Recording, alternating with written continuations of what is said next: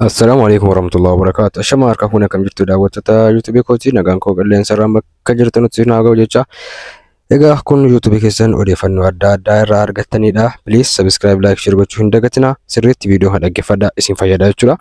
Keessattuu ijoolleen keenya shamarran biyya Arabaa jiraatan jechuudha. Akkuma beekamu irra hedduun keessan gara biyyaa galuu ni barbaaddu. Gaafa galtan garuu maal hojjedheen jiraadha biyya keessa hojii akkamiitu jira jettanii hasabdu. Nan beeka jechuudha. Waa hedduu odeeffannoo hedduu nan qaba. Kanaafis sodaatanii kan gala sodaatan jirtu. Biyya keessa waa hojjiidhaa yookaan waa qaaliidhaa wanti hojjetamu hin jiru. Naami bakka kana jira. Isarraan amma tokko yaada tokko isiniif qoodaa jechuudha. Hojii isin gaafa galtan hojjetattanii biyya keessan keessa nagaadhaan fataa jettanii jiraachuu dandeessan jechuudha.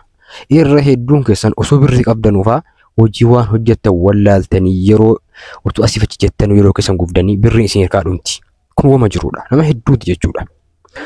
Kanaaf gabaabumatti yaadaan isiniif qabu waan yeroo galtan hojjetachuu qabdan hojii mataa keessanii banattanii akkamitti akka rahaadhaan sammuu keessan nagaa firii taatanii biyya keessatti jiraattan gaggabaabsee isiniif himaa jechuudha. Tokkoffaa irratti shamarran keenya yeroo galtan osoo birrii qabdanuu hojii dhibee yookaan tartiibarra bu'uudhamni jettanii yaadaan cinqamtu jechuudha. Maal hojjechuu qabdu beektu kana irratti jechuudha. Waan bu'aa isiniif qabu.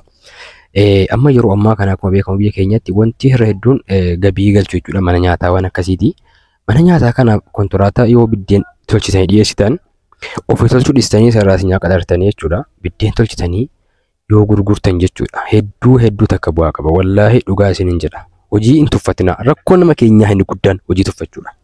Hojii tuffachuu dhiistanii jechuudha. Sararaas nama lama sadii qaxartaniitiyyuu biddeen tolchisiiftanii mana nyaataatti sarakabdu jechuudha. Amma yeroo ammaa biddeen tokko qarshii 12-13 bitamaara. Biddeen takka ittiin jechuudha.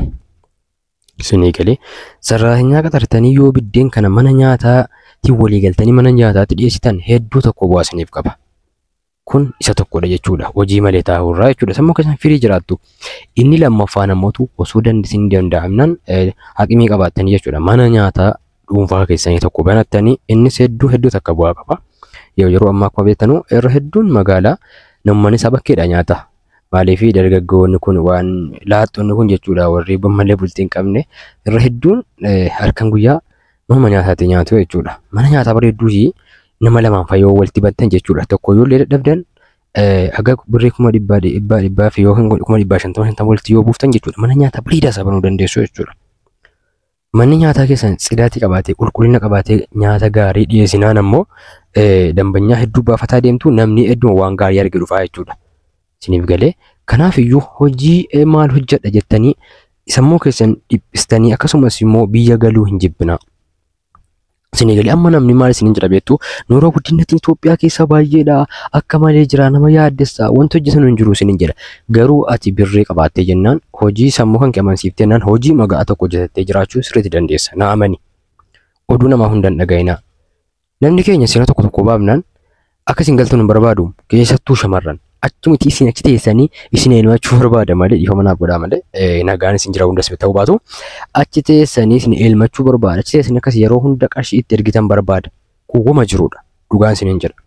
Kanaaf iyyuu sammuu keessan tiingii godhaatii jalqaba yeroof galuuf kaatan yaada kana qopheeffadhaatii birrii keessan qopheeffattanii akka galtanii hojii jammartatan taanaan wanti isin ammaaf amma biyya Arabaatti deebitan hin jiru biyya keessan keessa firii taatanii jiraachuu ni dandeessu. Kanaaf hojii lamman kana yoo uummattan sirriitti sadaffaan ammoo suuqiidha. Yoo suuqiin baay'ee ta'uu baasus garuu homaa miti mana nyaataati biddeen tolchitanii dhiyeessuu kana amma. Lamman kana yoo uummattan yoo hojii akkasii banattan wallahi sirriitti fayyadamaa taatu jechuudha. Isiniif gala jedheeti yaada kun yaada kiyya ijoollee keenya biyya Arabaa jirtanuuf amma yeroo hedduu ijoolleen keenya biyya Arabaa waggaa 5-7 turanii kaanii yeroo jarri ammas biyya Arabaatti deebi'antu jira.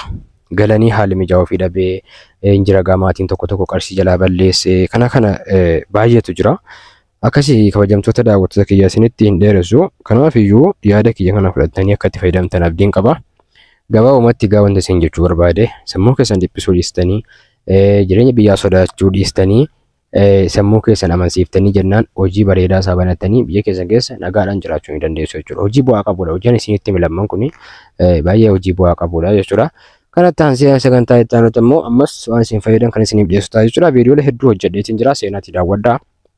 gatii meeshaalee ijaarsaatiin kan wal qabatanis jechuudha gadi dhiiseetiin jira. Please like share godhaa akkasumas subscribe kuma torba gallee jira galatoomaa. Kuma 10 yeroo dhiyootti akkanaa guuttan abdiin qaba isiniin jedha. Sagantaa biraatiin haga walitti deebinutti nagaan naaf tura isiniin jaalladha hunda keessanuu. Yaada kana komentii irratti naaf kaa'aa yoo isiniif ta'e isiniif ta'uu baates isin immoo yaada keessan barreessaa turtii gaarii.